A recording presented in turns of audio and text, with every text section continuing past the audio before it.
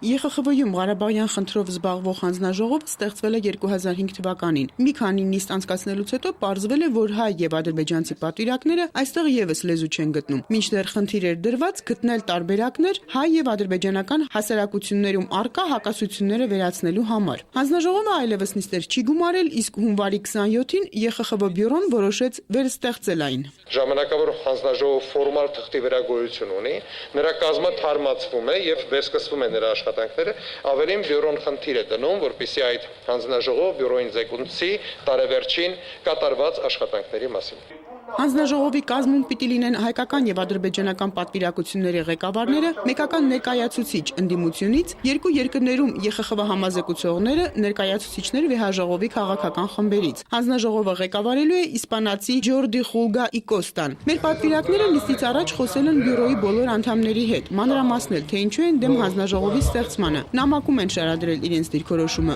բայց քարտուղարության վատ աշխատանքի պատճառով նամակը չի տարածվել։ Արդյունքում բյուրոյի նիստի ժամանակ մերոնք չեն ունեցել ոչ մի համախոհ։ Չի օգնել նաև Դավիթ Հարությունյանի բյուրոյի փոխնախագահի պաշտոնը զբաղեցրած լինելու հանգամանքը։ Լինել բյուրոյի անդամ չի նշանակում է, որ հավերժ են դեռ թողնել քո մասին իշախակ։ Ինչ է անելու հանձնաժողովը դեռ հայտնի չէ։ Դավիթ Հարությունյանը վստահ է, որ այն դառնալու է փոխադարձ մեղադրանքների նոր հարթակ։ Սա սակայն միակ մտահոգությունը չէ։ Եվրոպայի խորհրդի խորհրդարանական վեհաժողովը կարծում եմ քաջ գիտակցում է, որ նա չի կարող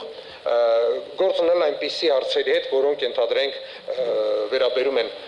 զինված ուժերին, տարածքներին եւ այլն։ Եվ փորձ է արվում փոխարինել դա մարդասիրական հարցերով։ Սակայն մարդասիրական հարցերը նրանք դիտարկվում են ընդհանուր կոնտեքստում։ Դեռ որոշված չեն նաև Եվրոխորհրդում մեր պատվիրակության անելիքները։ Հայտնի է միայն երկու բան. հանձնաժողովի ստեղծման պատճառով պատվիրակությունը սեփական նախաձեռնությամբ իր անդամակցությունը կառույցին չի սառեցնի, եւ երկրորդ չի մասնակցի որևէ բանի, ինչը կվտանգի բանակցային գործընթացը, ինչպիսին ըստ Դավիթ Հարությունյանի կարող է լինել հանձնաժողովը։ Հանձնաժողովի ստեղծմամբ մտահոգ մեր պատվիրակության ղեկավարը ասում է, որ իր կողմնակալ վերաբերմունքով Եվրոխորհուրդը խայտառակվեց, բայց մարդու իրավունքների մասով Դավիթ Հարությունյանը հույսը Եվրոխորհրդի դեռ չի կտրել։ Ընդհանուր առմամբ ես այնտեղ դեռևս որոշակի պատրանքներ ունեմ։ Մարիամ Բարսեղյան, Վահե Հովսեփյան, Երկիրն այսօր։